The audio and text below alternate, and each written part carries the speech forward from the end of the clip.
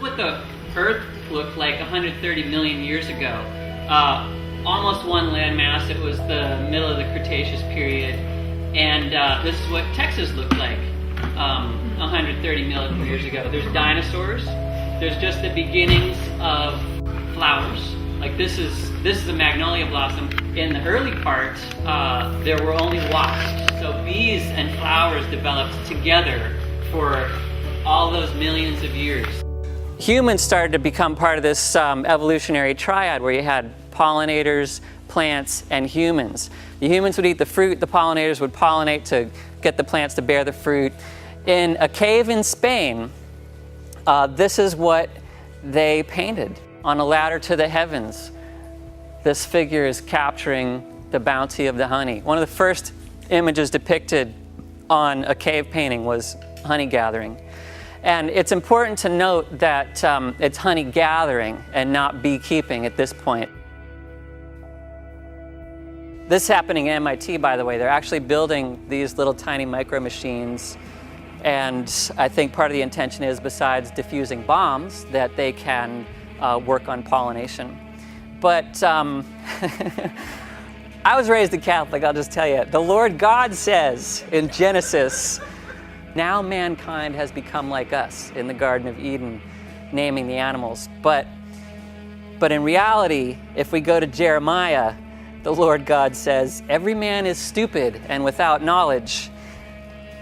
His images are false, they are worthless, a work of delusions, and at the time of their punishment they shall perish. Talking about Babylon. So that's kind of what's around the corner.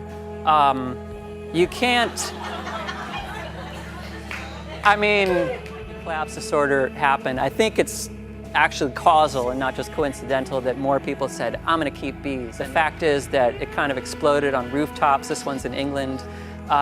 This one, I think, is in some East Coast city of the United States. There's some good things happening that are beyond honeybees. So here's some examples of projects. The pollinator pathway. Sarah Bergman in red has planted all these parking strips, and so because native pollinators only go like 100 yards max, so they can't go from here to the Burke Gilman because it's too far. They need a pathway to get there, so that's what she built. There's some projects that you should know about. The Great Sunflower, Great Sunflower Project. You basically plant sunflowers and you count pollinators that visit sunflowers. So check them out at greatsunflower.org. Architecturally, a French architecture firm created this kind of rest stop for humans and bees. Kind of cool to see it integrated. This is from Buffalo. Architecture students found a wild swarm, and said, let's create a tower for them.